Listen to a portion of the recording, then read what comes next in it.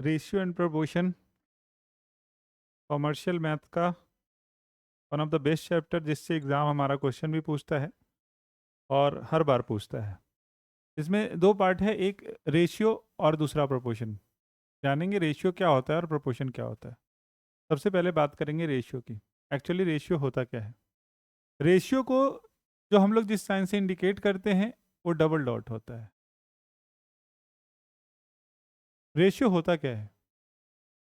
Ratio होता है when two same unit quantities are compared with each other। जब भी दो एक समान इकाई वाली वस्तुओं को आपस में कंपेयर किया जाए।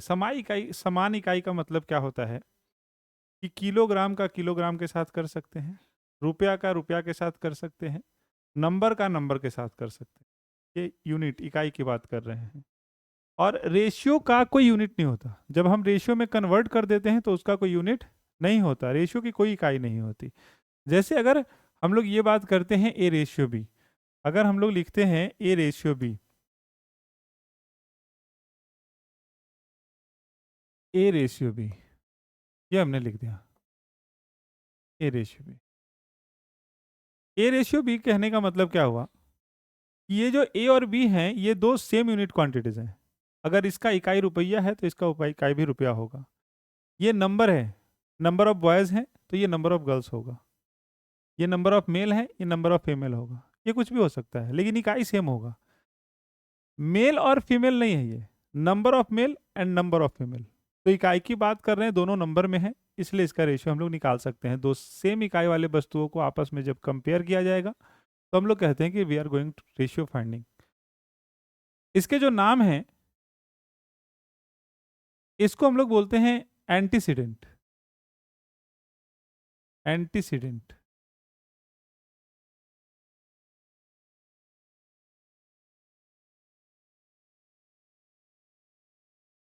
और इसको हम लोग बोलते हैं कॉन्सिक्वेंट।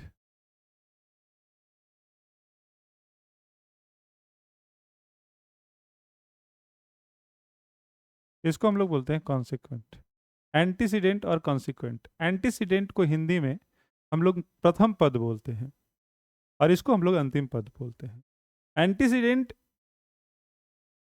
किसी भी टर्म के पहले आने वाला, उसको हम लोग बोलते हैं एंटीसीडेंट। और ये टर्म के लास्ट में आने वाला, इसको बोलते हैं हम लोग consequent. Ratio, A ratio B का मैथमेटिकल कन्वर्जन, जब ए रेशियो बी को हम लोग मैथमेटिकल कन्वर्ट करते हैं तो इसको हम लोग लिखते हैं ए बाई बी। इसको हम लोग लिख सकते हैं A by B. A by B कह सकते हैं, इसका मैथमेटिकल कन्वर्जन होता है। रेशियो को जब हम लोग मैथमेटिकल कन्वर्ट करेंगे तो ए बाई बी लिख सकते हैं। ए रेशियो बी को ए बाई बी लिख सकते हैं। अब बात आती है इसके टाइप की कि एक्चुअली रेशियो के टोटल कितने टाइप होते हैं। तो रेशियो के टोटल टाइप होते हैं 5-6। रेशियो के टोटल 6 टाइप होंगे। वो 6 टाइप कौन कौन से हैं ये जानेंगे हम लोग। रेशियो के टाइप, टाइप की जब बात आती है, टाइप ऑफ रेशियो, इसके टाइप से भी क्वेश्चन पूछे गए हैं। टाइप से भी क्वेश्चन पूछे जाते हैं रेशियो के कौन कौन से टाइप हैं। पहला टाइप जिसको हम लोग बोलते हैं duplicate ratio. Duplicate ratio, duplicate ratio, duplicate ratio. ये डुप्लीकेट रेशियो होता क्या है? ये डुप्लीकेट रेशियो होता है कि अगर हमसे कभी पूछा गया कि find the duplicate ratio of A ratio B, तो इन टर्म को जब हम स्क्वायर कर देंगे तो वो डुप्लीकेट रेशियो में कन्वर्ट हो जाएगा। ए रेशियो बी का duplicate ratio A square ratio B square होगा। ए स्क्वायर रेशियो बी स्क्वायर होगा। हम लोग कह सकते हैं ये ए स्क्वायर रेशियो बी स्क्वायर होगा। इसको हम लोग डुप्लीकेट रेशियो कहते हैं। ए रेशियो बी का duplicate ratio A square ratio B square होगा। जैसे अगर कभी हमसे कहा गया कि 2:3 का डुप्लीकेट रेशियो फाइंड करो, तो हम लोग कहेंगे ये 4:9 हो जाएगा। डुप्लीकेट रेशियो का मतलब स्क्वायर करना है। दूसरा होता है जिसको हम लोग बोलते हैं सब डुप्लीकेट रेशियो। सब duplicate ratio,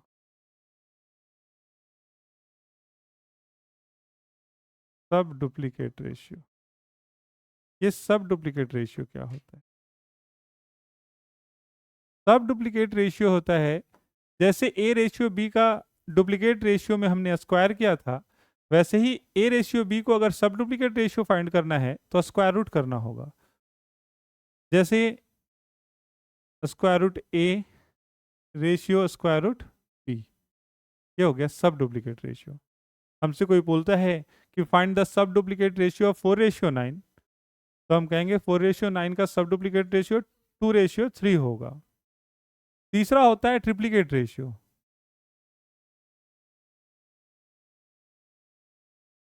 triplicate,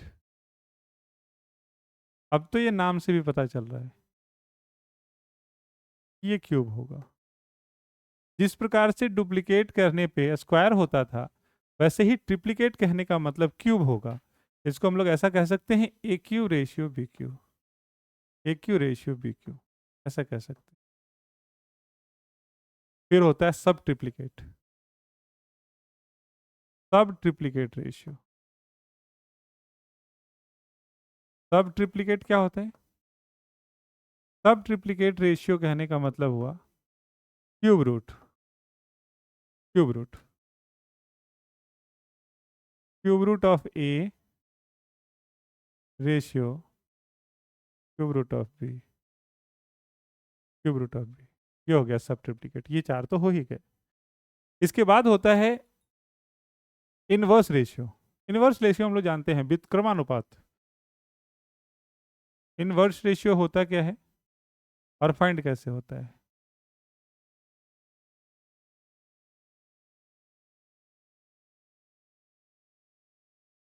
inverse ratio, अगर हमसे कोई कहता है कि ए रेशियो बी का इनवर्स रेशियो क्या होगा, तो 1/a रेशियो 1/b होगा। इसको हम लोग बोलते हैं इनवर्स रेशियो। और एक लास्ट होता है जिसको हम लोग बोलते हैं compound ratio. Compound ratio, compound ratio, ये कंपाउंड रेशियो क्या होता है?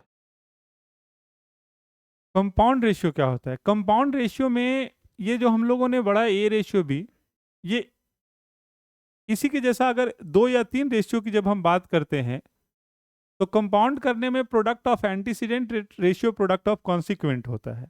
जैसे अगर मैं आपसे ये कहता हूं कि दो रेशियो दिए हुए हैं, A ratio B and C ratio D, and C ratio D, ये दो रेशियो दिए हुए हैं। हमने बोला इसका कंपाउंड रेशियो फाइंड करना है। तो कंपाउंड रेशियो कहने का मतलब ये एंटीसीडेंट इंटू एंटीसीडेंट, ए इंटू सी होगा और बी इंटू डी होगा। ए सी रेशियो बी डी, ए सी रेशियो बी डी, तो हो जाएगा ए सी रेशियो बी डी, ये हो जाएगा कंपाउंड रेशियो। इतने तरह के रेशियो होते हैं जिससे कभी कभी क्वेश्चन पूछ ले जाते हैं। डुप्लीकेट रेशियो, सब डुप्लीकेट रेशियो, ट्रिप्लीकेट रेशियो, सब ट्रिप्लीकेट रेशियो, इनवर्स रेशियो और compound ratio. Ratio and proportion के बेसिक में सबसे ज्यादा जो क्वेश्चन पूछे जाते हैं वो प्रोपोर्शन के होते हैं। प्रोपोर्शन समझने का प्रयास करेंगे। प्रोपोर्शन में बहुत अच्छे अच्छे क्वेश्चंस पूछे जाते हैं हमारे एग्जामिनेशन। प्रोपोर्शन होता क्या है? जिस प्रकार हम लोगों ने ये डिफाइन किया कि when two terms are compared with each other, वैसे ही when two ratios are compared with each other, जब दो अनुपातों की आपस में तुलना की जाए। जैसे मैंने यहाँ पे दो अनुपात लिखा, A ratio B and C ratio D. अगर मैं इन दोनों अनुपात का आपस में तुलना करना चाहता हूँ तो मुझे प्रोपोर्शन फाइंड करना होगा। जब दो अनुपातों का आपस में तुलना किया जाए, when two ratios are compared with each other, that is called proportion. Proportion को हम लोग जो इंडिकेट करते हैं वो 4 डॉट से करते हैं। बात हम लोग समझेंगे एक्चुअली प्रोपोर्शन होता क्या है। एग्जाम में इसके क्वेश्चंस कैसे कैसे पूछे जाते हैं, बड़े अच्छे अच्छे क्वेश्चंस पूछे जाते हैं प्रोपोर्शन के। बहुत सारे नियम हैं, रूल्स हैं।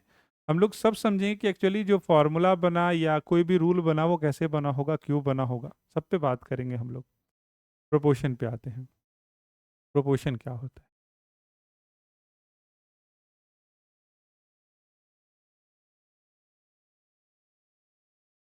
प्रोपोर्शन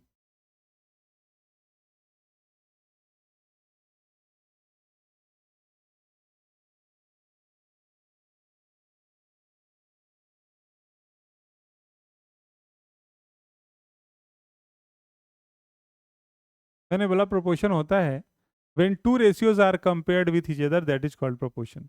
जैसे अगर हमसे ये बातें कही जाती हैं कि A ratio B and C ratio D, C ratio D, इन दोनों का आपस में तुलना करना है, तो हम लोग इसके बीच में एक साइन लगाएंगे जिसका नाम हम लोग देंगे प्रोपोर्शन। इसके बीच में हम लोग ऐसा डॉट कर देंगे, ये हो गया प्रोपोर्शन, प्रोपोर्शन हो गया। इसको हम लोग जानते हैं फर्स्ट टर्म, ये सेकंड, ये थर्ड और ये फोर्थ। ये होता है first,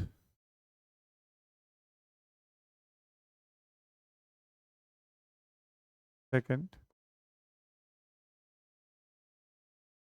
third and fourth, fourth होता है। इस प्रोपोर्शन के कुछ रूल्स हैं। इस प्रोपोर्शंस के रूल्स क्या हैं? इसका जब मैथमेटिकल कन्वर्जन हम लोग करेंगे तो इसको हम लोग लिखेंगे a by B equal to C by D, C by D, mathematical conversion. इसको जब हम मैथमेटिकल कन्वर्ट करेंगे तो a by B equal to C by D लिखना पड़ेगा। इसके रूल्स क्या हैं? प्रोपोर्शन कब होता है? जब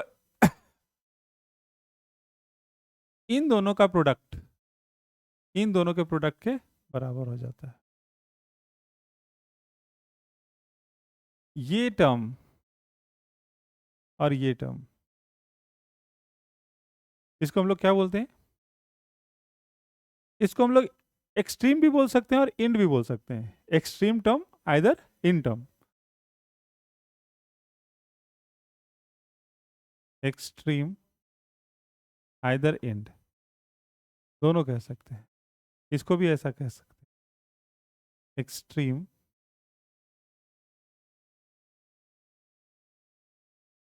आइदर इंड।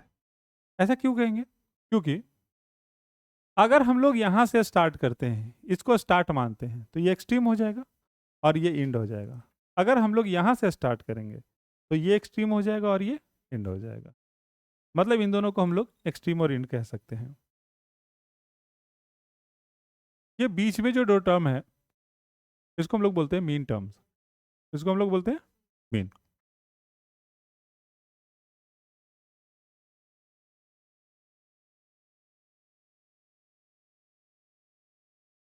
इसको हम लोग बोलते हैं मीन। इसको हम लोग बोलते हैं mean. Proportion extreme either end, extreme either end, इन दोनों को हम लोग मीन बोलते हैं। रूल क्या है प्रोपोर्शन होने का? कि product of extreme is always equal to the product of mean होना चाहिए। कहने का मतलब इन दोनों का प्रोडक्ट इन दोनों के प्रोडक्ट के बराबर होना चाहिए, तभी वो प्रोपोर्शन होगा, नहीं तो नहीं माना जाएगा। प्रोपोर्शन होने का कंडीशन यही है कि प्रोडक्ट ऑफ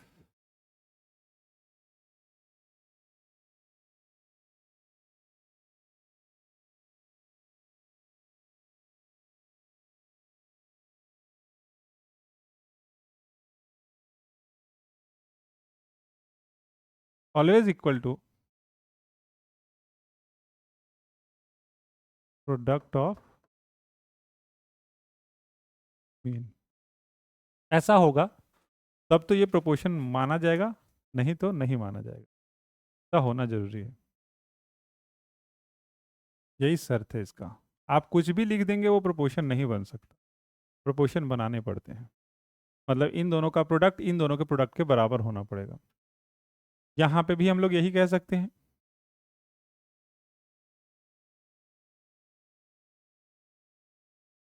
कि इन दोनों का प्रोडक्ट इन दोनों के, ये तो लिखा हुआ है ऐसा, मैथमेटिकल कन्वर्जन तो शो कर रहा है इसको कि जब चेंज करेंगे तो इसको इससे गुना करेंगे, इसको इससे गुना करेंगे, मतलब ए डी इक्वल टू क्या होगा? पी सी होगा, तभी ये प्रोपोर्शन होगा, अन्यथा नहीं होगा।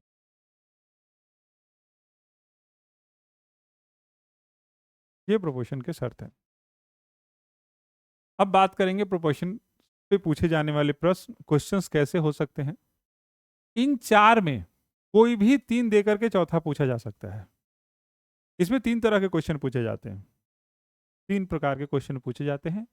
जिसमें पहला जो है प्रोपोर्शन पूछा जाता है, इसमें 3 कोई भी देकर के चौथा पूछ लिया जा सकता है। अगर 3 कोई भी देकर के चौथा पूछ लिया जाएगा तो हमें कोई तकलीफ नहीं है, हम लोग इस रूल से उसको फाइंड कर सकते हैं। अगर मैंने ये दे दिया 5, ये दे दिया 7, ये दे दिया 8 और मैंने पूछ लिया ये क्या होगा, तो हम लोग यहाँ पे पुट कर सकते हैं कि ये इंटू ये बराबर ये इंटू ये होना चाहिए और हम लोग फाइंड कर सकते हैं, है ना? इसमें कोई परेशानी नहीं है। लेकिन इसका दूसरा और तीसरा टाइप जो है उसको समझने वाली बात है। दूसरा टाइप जो इसका है उसमें कभी मीन पूछ लिया जाता है, कभी फर्स्ट पूछ लिया जाता है और कभी थर्ड पूछ लिया जाता है। मीन, फर्स्ट और थर्ड, वहां पे थोड़ा कंफ्यूजन है, कंफ्यूज रहना नहीं है। लेकिन जैसे अगर मैं ये बात कह रहा हूं,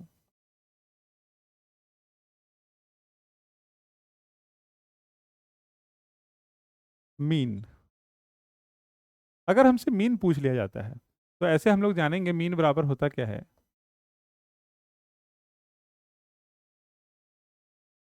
रूट अंडर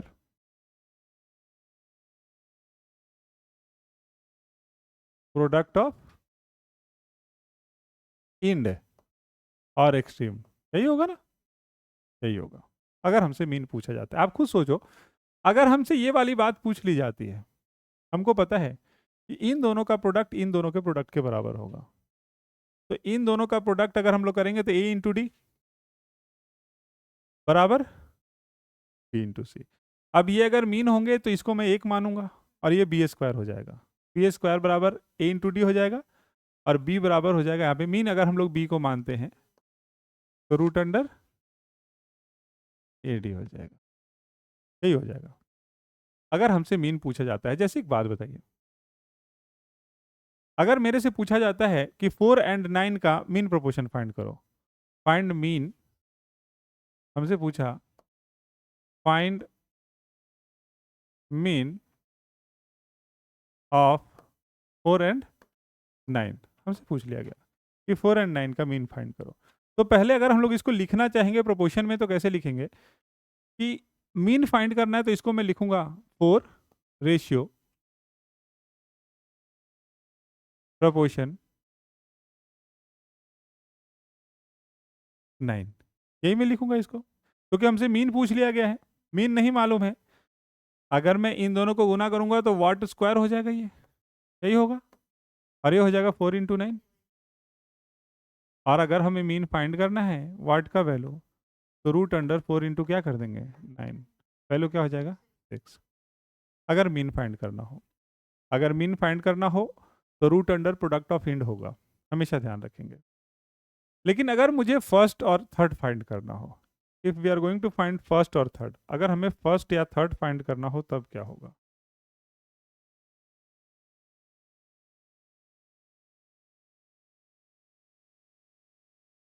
फर्स्ट और थर्ड फाइंड करना हो तो क्या करना पड़ेगा?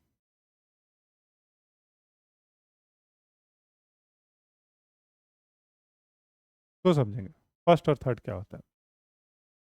जब ये जो दूसरा वाला टाइप की मैं बात कर रहा हूं, जिसमें मीन पूछ लिया जाए, फर्स्ट पूछ लिया जाए, थर्ड पूछ लिया जाए, वहां पे 4 टर्म की बात नहीं होती है, वहां पे 3 टर्म की बात होती है। एक होता है फर्स्ट, एक होता है फर्स्ट, एक होता है मीन और एक होता है थर्ड। थर्ड, यही 3 टर्म होते हैं। जब जब भी आपसे मीन पूछ लिया जाए, फर्स्ट पूछ लिया जाए, थर्ड पूछ लिया जाए, तो हम लोग 4 के बारे में नहीं सोचेंगे, हम लोग 3 के बारे में सोचेंगे, क्योंकि वहां पे एक वैल्यू जो होता है वो क्या होता है, मीन होता है, मीन होता है, मीन होता है। जैसे अगर मेरे से कोई ये कहता हो कि फाइंड फर्स्ट या third, find third of 4 and 9, 4 and 9, 4 and 9 का थर्ड फाइंड करो, थर्ड प्रोपोर्शन फाइंड करो। तो थर्ड फाइंड करना मतलब ये फाइंड करना है, तो दिया कौन है, ये दिया हुआ है और ये दिया हुआ है। ये दिया हुआ है तो इसके लिए मैं 4 लिखूंगा, ये क्या दिया हुआ है 9। और मीन क्या होता है, प्रोपोर्शन के दोनों साइड होता है, इधर भी और इधर भी, ठीक है। और हमसे ये फाइंड करने के लिए पूछा गया है, ऐसा फाइंड करने के लिए। तो हम लोग जब इसको फाइंड करेंगे तो क्या कहेंगे, ये इंटू ये बराबर ये इंटू ये होगा, तो इसका वैल्यू क्या हो जाएगा 81/4, 81/4, 81/4 यही होगा ना, क्योंकि इन दोनों का प्रोडक्ट इन दोनों के प्रोडक्ट के बराबर होगा, यही तो प्रोपोर्शन का कंडीशन है, यही तो शर्त है। तो हम लोग इसको इसको इंटू करके इससे डिवाइड कर देंगे। इसलिए ये बहुत बार आपको बहुत लोग ये फॉर्मूला बोलते हुए दिखेंगे कि जब भी आपसे थर्ड फाइंड करने के लिए पूछा जाता हो तो थर्ड बराबर होता है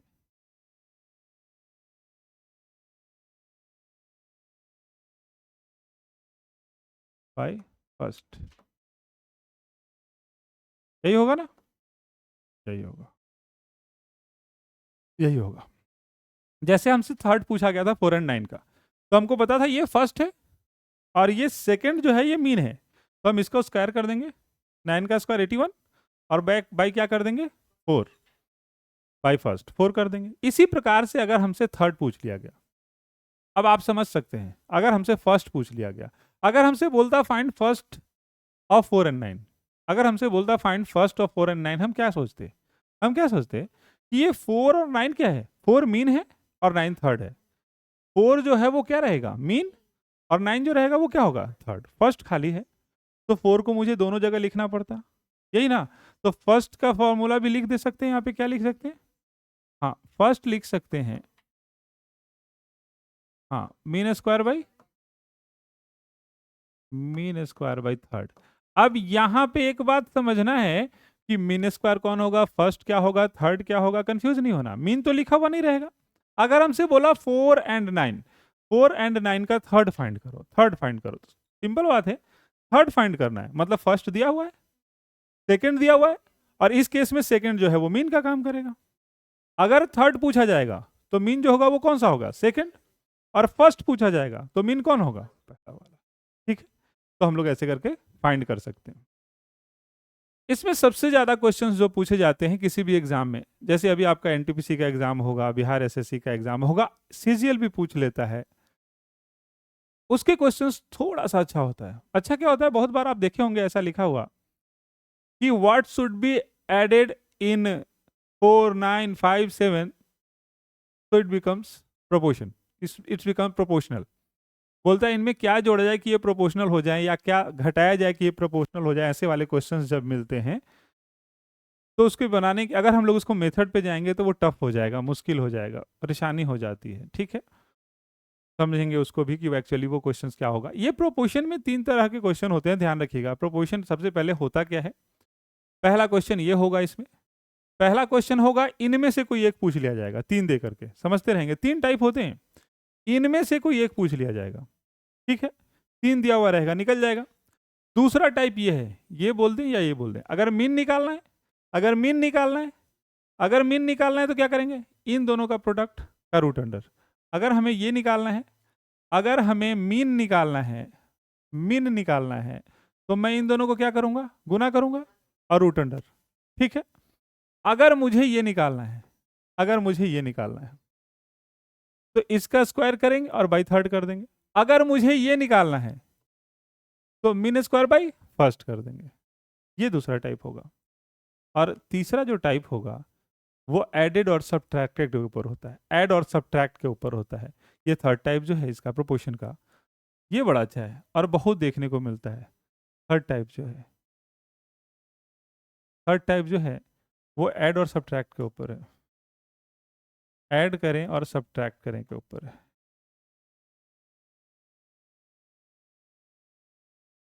ऐड और सब्ट्रैक्ट के ऊपर है।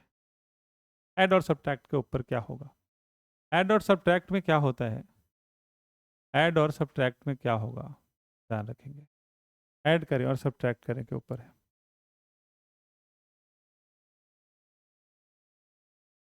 जैसे कभी भी हमसे ये कोई ऐसा प्रोपोर्शन पूछा जाता है जिसमें ऐड और सब्ट्रैक्ट करने की बात होती हो, तो हम लोग को करना क्या होता है,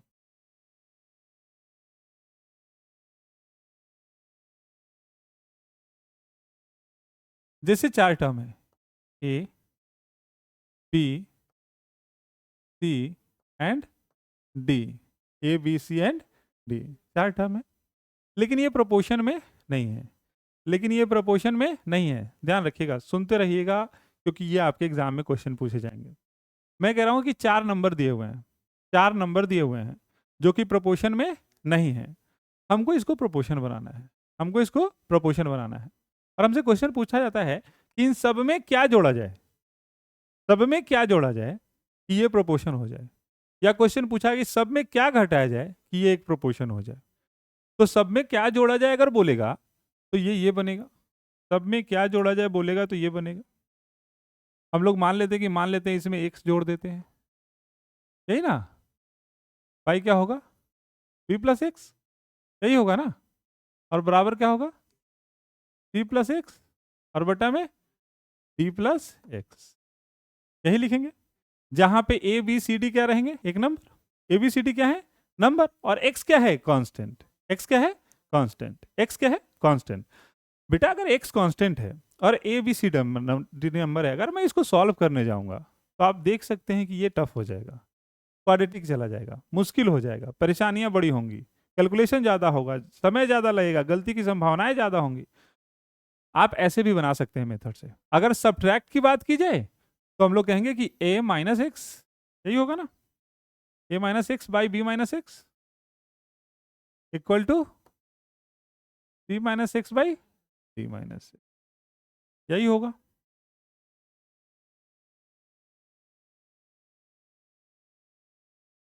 यही होगा,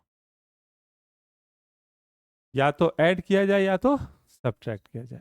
अगर ऐड किया जाए तो भी हमने बोला कि मान लेते हैं एक साइड करके इस प्रोपोर्शन बनाएंगे, और प्रोपोर्शन का यही रूल है कि ऐसा हो जाना चाहिए, इन दोनों का प्रोडक्ट इन दोनों के प्रोडक्ट के बराबर हो जाना चाहिए। अगर हम लोग उसको सॉल्व करेंगे तो मुश्किल होगा, या तो ऐसा हो सकता है। तो ये तो मेथड से बनाने के लिए ठीक है, क्वेश्चन आएगा हम लोग ऐसे करके मेथड से बना सकते हैं कांस्टेंट मान करके। लेकिन इसका 2 रूल मैं आपको बता रहा हूं। एक रूल जो इसका फॉर्मूला है, जो कि मोड के फॉर्म में आता है, मोड के फॉर्म में आता है। कभी भी अगर आपको x निकालना हो, x निकालना हो तो मोड के फॉर्म में, क्या मोड के फॉर्म में, ऐसा एक फॉर्मूला है, मोड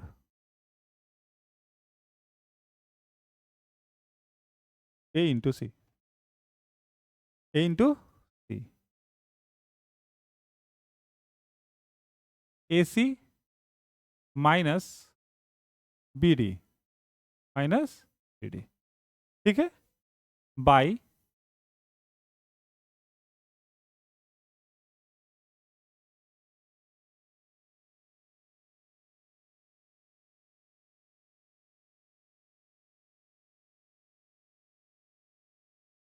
ए plus C minus B plus D, ऐसा होगा और इसका आंसर आ जाएगा। मॉड का मतलब क्या होता है, परेशान नहीं होना है। मॉड क्या होगा ना कि अगर इसके अंदर कोई वैल्यू माइनस भी आएगा तो वो बाहर आकर क्या हो जाएगा, प्लस में हो जाएगा, और कोई बात नहीं है। मतलब इसको इससे गुना करना है, इसको इससे गुना करना है, घटा देना है, ए प्लस सी, इसको इससे जोड़ना है, इसको इससे जोड़ करके घटा देना है, ये फॉर्मूला है। और दूसरा इसका कंसेप्ट है। कंसेप्ट क्या कहता है, कंसेप्ट सीखने के लिए आपको जानना पड़ेगा properties, property of proportional. Property of proportion क्या है, प्रोपोर्शन की प्रॉपर्टीज क्या है, प्रोपोर्शन की प्रॉपर्टीज है ना। प्रोपोर्शन क्या कहता है, प्रोपोर्शन कहता है कि कोई भी टर्म्स जब प्रोपोर्शन होता है तो उसमें कुछ चीजें, अगर ये प्रोपोर्शन है A B C D are proportion, अगर मैं मान लेता हूं कि A B C D are proportion, तो ये ऐसा होगा कि ए बाई बी बराबर क्या होगा, सी बाई डी। और प्रॉपर्टी इसकी यही है, पहली प्रॉपर्टी है कि अगर आप इसको जानते हैं प्रॉपर्टी कुछ,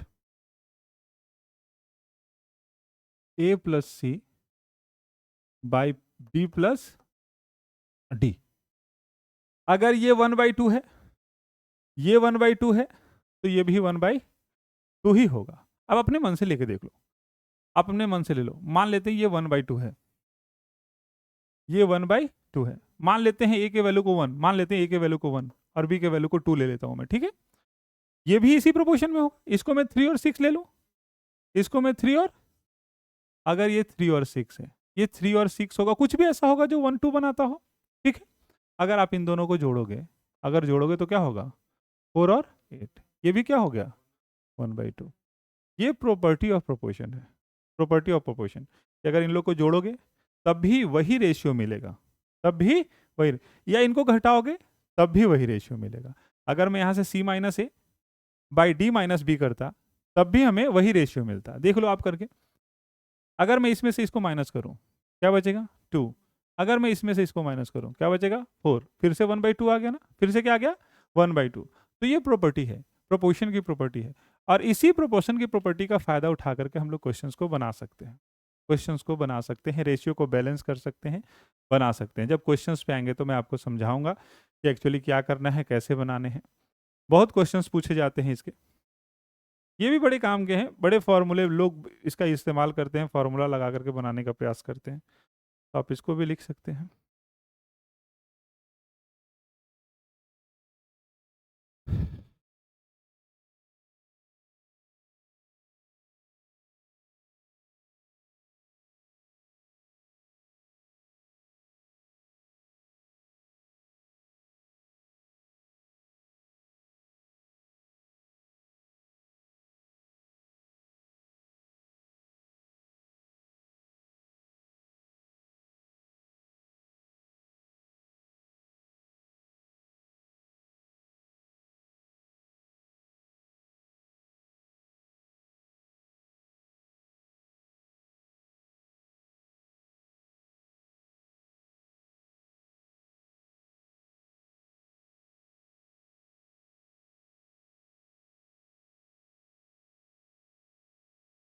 क्योंकि ये सिंपल है ना, अगर ये ऐसा होगा,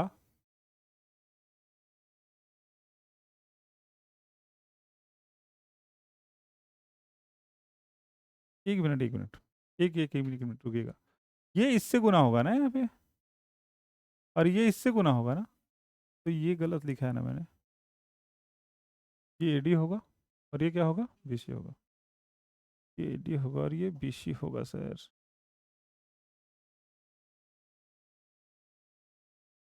ये एडी होगा, ये बीसी होगा, सारा चेंज,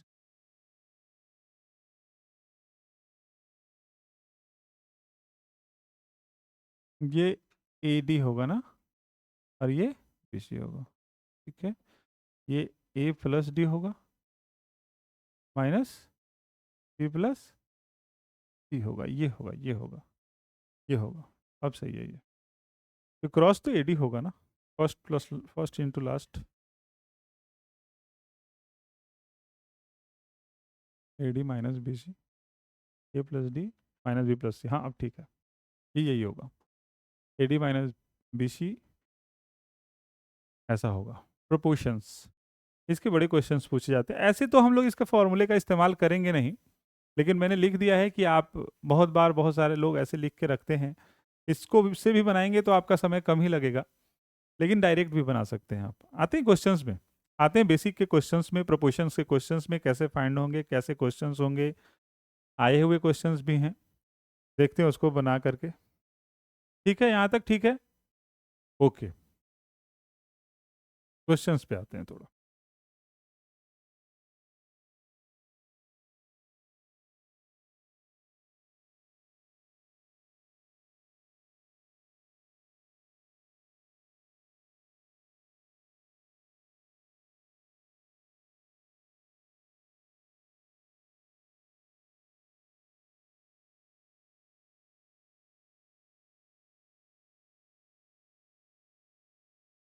पहला क्वेश्चन,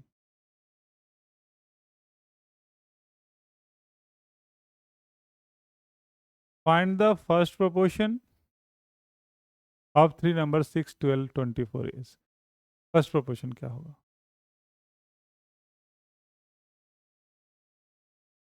क्या होगा? 3 होगा,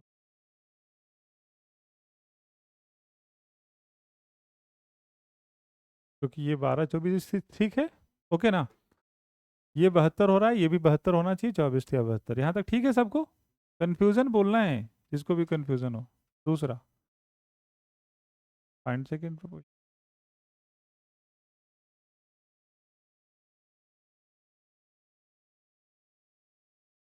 second proportion of three number 24, 4 and 5 is 40। Okay, second पूछा गया है तो अच्छा इसको कैसे लिखेंगे हम लोग? सेकंड पूछा गया तो ऐसे लिखेंगे ना, 24/x, यही ना? प्रोपोर्शन 4, यही लिखेंगे, ठीक है ना? तो अगर मैं इन दोनों को गुना करूंगा तो ये 120 आ रहा है, तो ये भी 120 होना चाहिए। तो आप बताओ क्या होगा? 30 होगा ना? ऑप्शन में नहीं है, 30 होगा, 30 होगा, क्योंकि सेकंड पूछा गया है। The second proportion of three numbers, 24, 4, 5 दिया हुआ है, मतलब ये नहीं है, ठीक है, ओके, 30 होगा। 30 दिया हुआ नहीं था। अच्छा, नहीं दिया हुआ रहेगा तो आप कुछ भी बोल देंगे क्या? Find the third proportion, find the third proportion,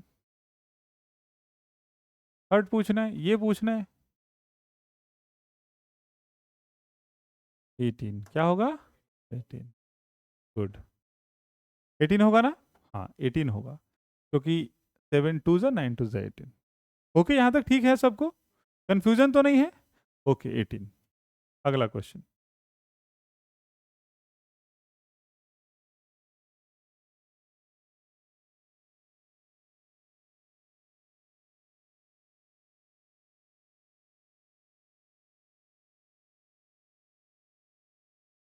okay, this one the question.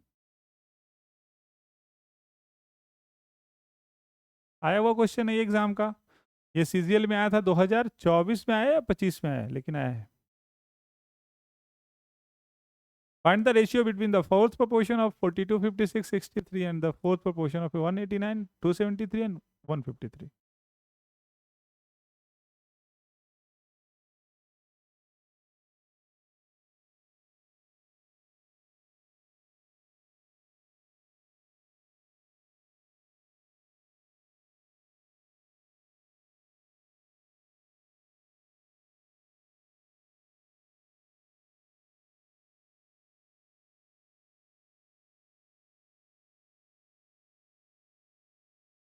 जल्दी बताएं।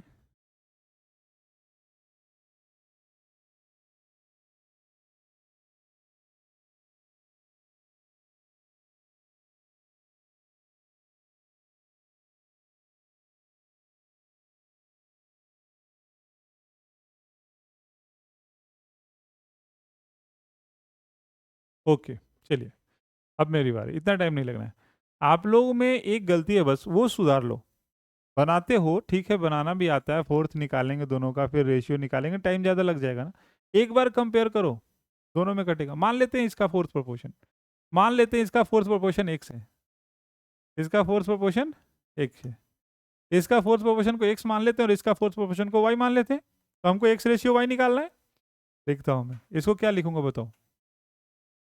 अगर मुझे एक्स निकालना है, अगर मुझे एक्स निकालना है, एक्स, तो मैं इन दोनों को गुना करके इस पे डिवाइड कर दूं। एक्स बराबर क्या होगा बोलो? 56 × 63 में 42, यही होगा।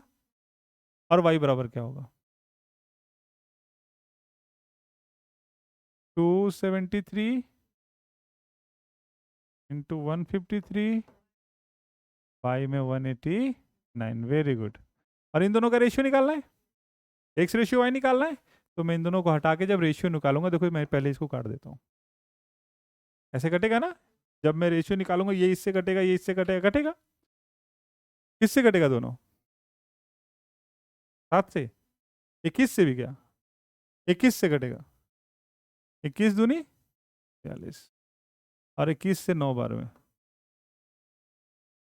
कटा, ठीक है। और कुछ कटेगा? 3 से? 9 से नहीं, 9 से भी ना, 9 7 63, और 9 से इसको भी काट लेते हैं, 17 ना। बहुत बढ़िया। और भी कुछ कटेगा? बिल्कुल कटेगा। क्या कटेगा? 7 से 8 बार में, और ये 7 से 39 टाइम्स।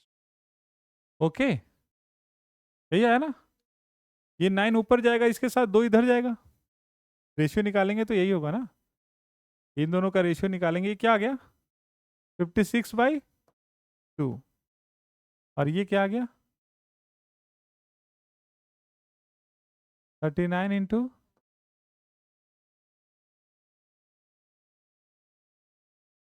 है अच्छा ये कट रहा है ना 8 टाइम्स में, 28 कट गया, और कुछ कट रहा है नहीं कट। अब क्या होगा, इसको इससे गुना करना है, 9 से ही कटेगा क्या, 9 और 39 कटेगा ना 3 से, तो ये हो जाएगा 28 दिया 84, 28 दिया 84, यही होगा ना। ओके, कौन सा आंसर आ रहा है, ये वाला 84/221, 84/221 आएगा भाई, ये एक ही ऑप्शन है, ये होगा 84:2:1, निकाल तो सकते थे आप लोग भी। ओके ओके ओके, अच्छा अगला क्वेश्चन देखो, थोड़ा आएगा, अच्छा अच्छा क्वेश्चन आएगा, ये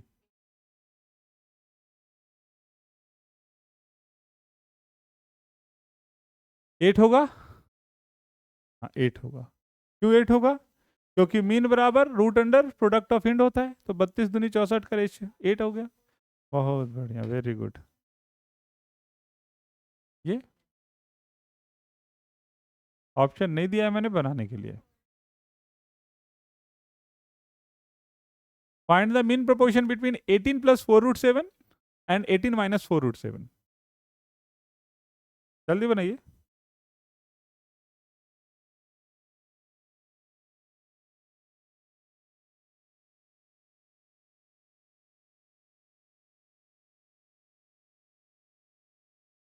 बाई होता है, प्रोडक्ट होता है,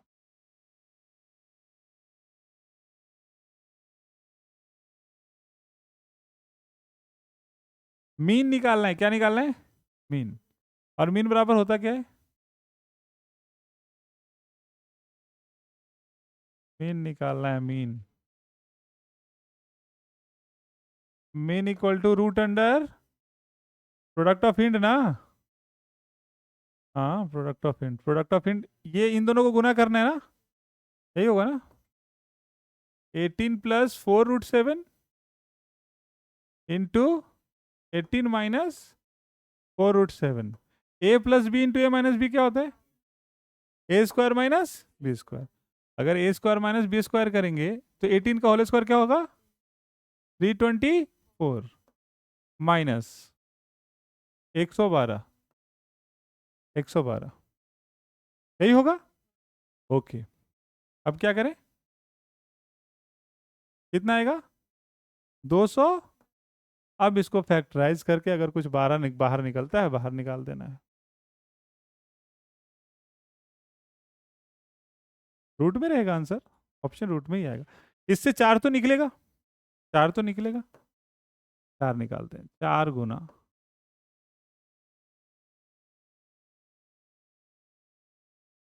यही ना, 2√53, 2√53, 2√53 आंसर होगा, 2√53 आंसर होगा, 2√53 आंसर होगा, क्योंकि इससे 4 बाहर निकलेगा तो ये 2 बनाएगा, और √53 होगा, यही होगा ना। ओके, नेक्स्ट वन,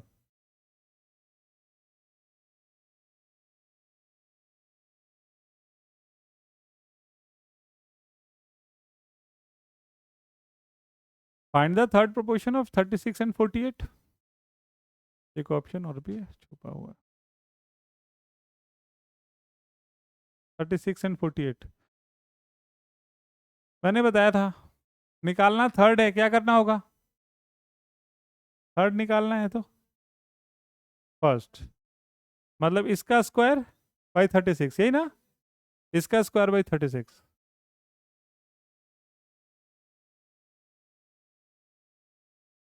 कितना आ रहा है 64, हाँ, देखो थर्ड निकालना है, ऐसे समझना, मैंने बताया थर्ड अगर निकालना हो, अगर थर्ड निकालना हो तो हमको इसको तो स्क्वायर कर देना है, यही ना।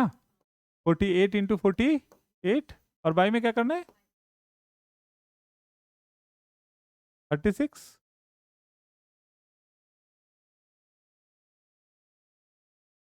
64 क्या होगा 64, 64 होगा, यही होगा ना।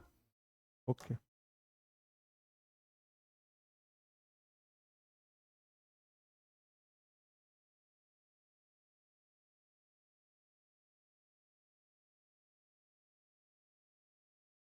क्वेश्चन है, if P is the third proportion of 8 and 20 and Q is the fourth proportion of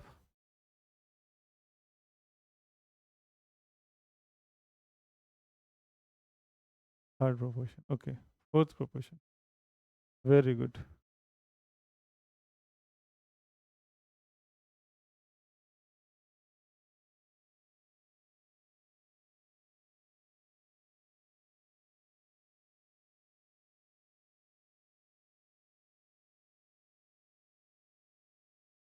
one 140,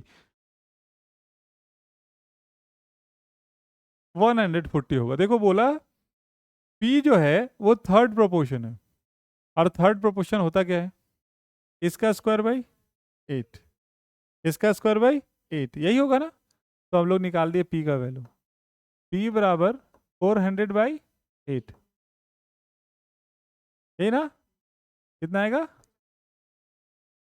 50 आ गया। P का वैल्यू तो आ गया। Q का वैल्यू, Q बराबर फोर्थ प्रोपोर्शन। अब फोर्थ प्रोपोर्शन तो जान ही रहे हैं, ये Q है, तो इन दोनों का प्रोडक्ट बाई 3, 120/3, यही ना 40, 120/3, 120/3 बराबर 40। क्वेश्चन पूछा है 2P प्लस Q, तो 2P का मतलब 50 दूनी 100, और प्लस Q 40, बराबर क्या हो गया 140। ओके 140, 140।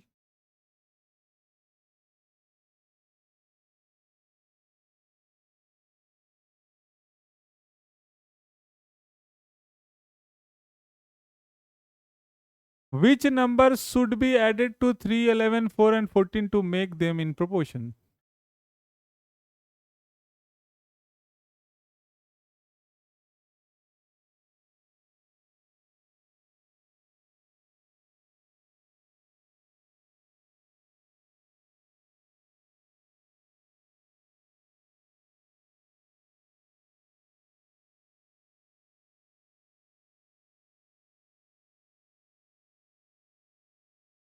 वन आया, हाँ वन होगा, वन होगा। देखो अब समझना, इसको बनाने के दो तरीके। एक तो जो हम लोग कर रहे थे, जो हमने मोड वाला फॉर्मूला बोला आपको, मोड वाला फॉर्मूला था क्या, AD minus AD minus BC। ए क्या है 3, और D क्या है 14, है ना। 3 इंटू 14 माइनस 11 इंटू 4, 5 में 3 प्लस 14 माइनस 11 प्लस 11 प्लस 4,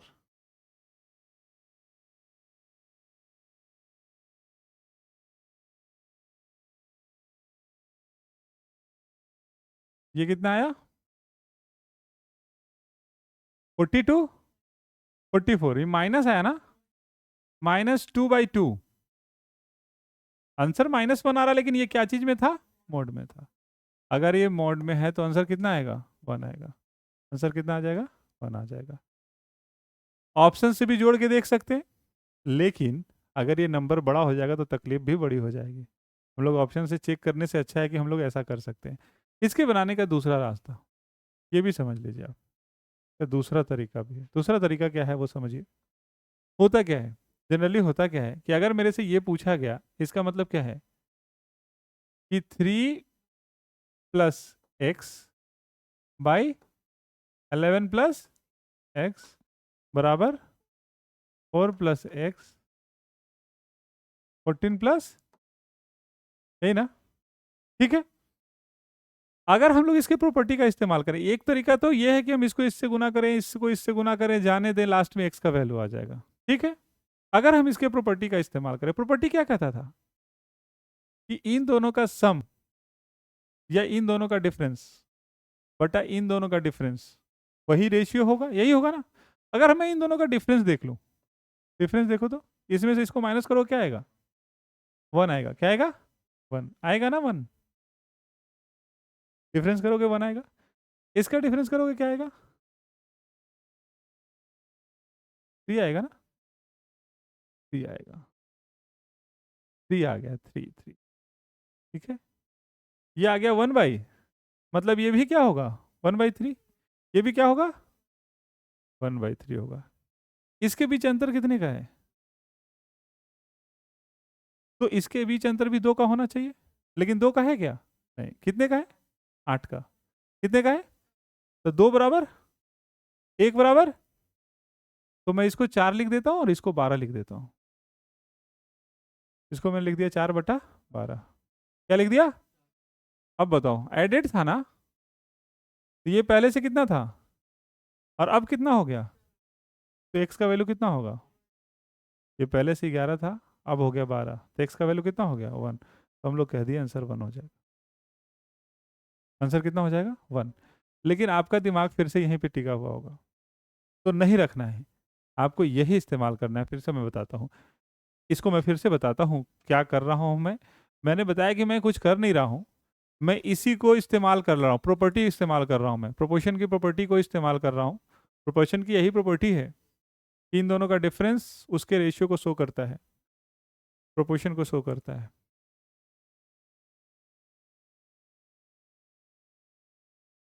देखो, इतना एक्स वगैरह नहीं लिखना है, करना क्या है वो डायरेक्ट बात करते हैं। करना क्या है, करना क्या है उसकी डायरेक्ट बात करते हैं।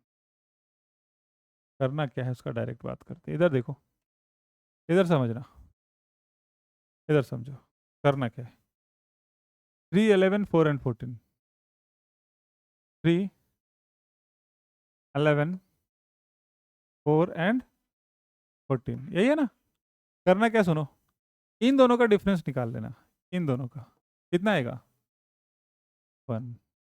रेशियो, और फिर इन दोनों का डिफरेंस निकाल लेना। कितना आएगा? थ्री। इन दोनों का डिफरेंस, ये 1:3 आ गया। ओके।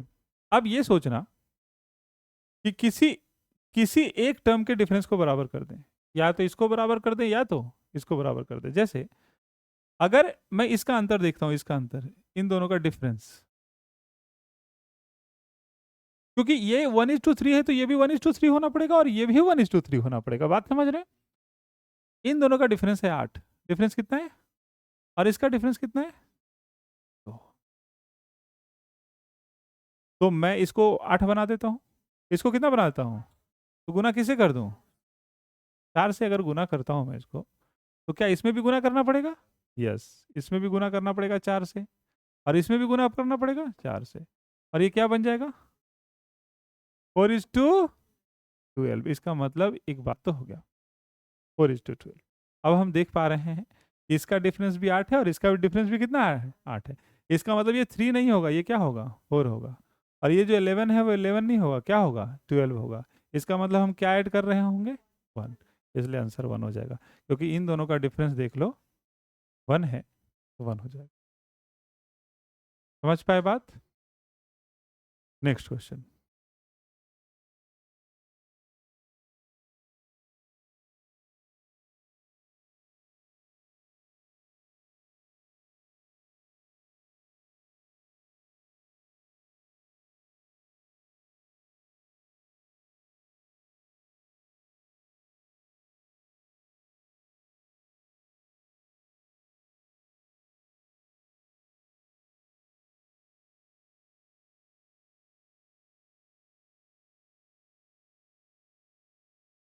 ठीक है, नेक्स्ट क्वेश्चन देखो।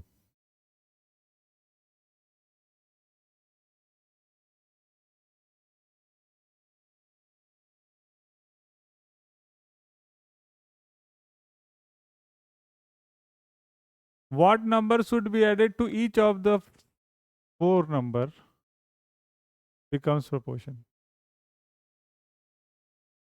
इन चारों में क्या ऐड किया जाए कि वो प्रोपोर्शन हो जाए?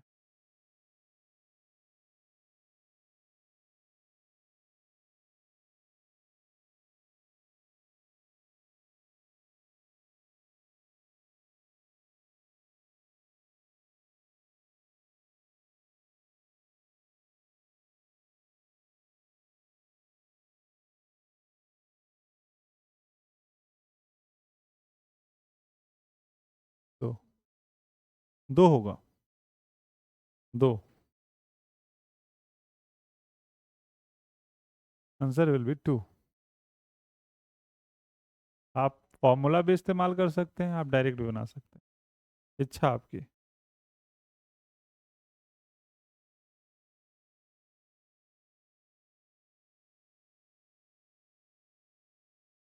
क्या दो? ये देखो, ऑप्शन से भी कर सकते हैं लेकिन तकलीफ ज्यादा हो जाएगी। अब लास्ट ऑप्शन है दो। अब यहां से आप शुरू किए, बार बार गुना करके देख रहे हैं कौन होगा नहीं होगा, नंबर बड़ा हो जाएगा तो तकलीफ बड़ी हो जाएगी। आप कर सकते हैं ऑप्शन से भी, लेकिन क्यों करें? मैं कह रहा हूं क्यों ऑप्शन से करें? ऑप्शन से तो तब किया जाता है ना जब कुछ भी नहीं हो। मैंने क्या बोला, मैं क्या बोल रहा हूं कि आप केवल इन दोनों का डिफरेंस देख लो, कितना है, और इन दोनों का डिफरेंस कितना है। ठीक, ये दो है, ये छह है, तो इसको मैं 1:3 लिख दूं। इसको मैंने लिख दिया 1:3, ठीक है। फिर मैंने देख लिया कि इन दोनों का अंतर कितना है, 14, और इन दोनों का अंतर कितना है, तो अब इसको मैंने 14 बना दिया, तो 7 से गुना कर दिया। जैसे ही मैंने 7 से गुना किया, ये हो गया 7 और ये हो गया 21। इसका मतलब क्या हुआ पता है? ये 5 नहीं था, 7 था। तो मैंने ऐड कितना किया? दो। दो आंसर हो गया। दो आंसर हो गया। बहुत सिंपल है, बहुत सिंपल है। आप मोड वाला भी अपना सकते हो, उससे भी करके देख लो, दो ही आएगा। तो आसान है, दो ऑप्शन है नीचे में।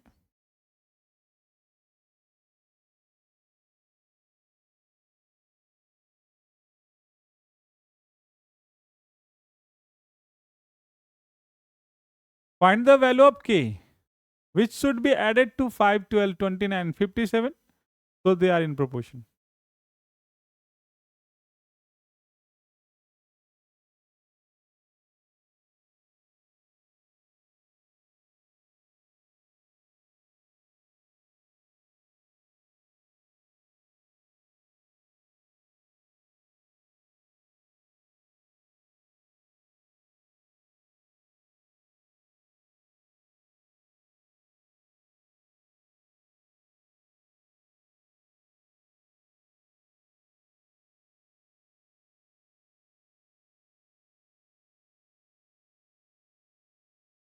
5, 4, 2, 3 ऑप्शन में है, क्या होगा? 3।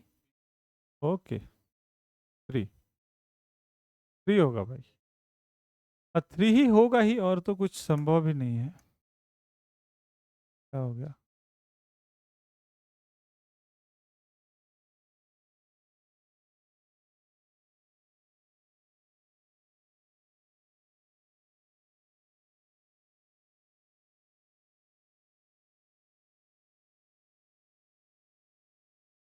थ्री देखो क्यों होगा, इधर देखो, बड़ा सिंपल है। आप देखो इन दोनों का डिफरेंस और इन दोनों का डिफरेंस, 45, 24 और 45। तो 24 और 45 को काट सकते हैं आप, 8:15, 8:15, या 8:15 हो गया। उसके बाद मैंने बोला कि एक काम करो, इन दोनों का डिफरेंस देखो, 7, और इन दोनों का भी डिफरेंस देखो, 7। ठीक है, ये भी 7, ये भी 7 है, बैलेंस है ये। तो केवल देखो ये कितना है, 8, और ये कितना है, 5। इसका मतलब ऐड कितना होगा, 3।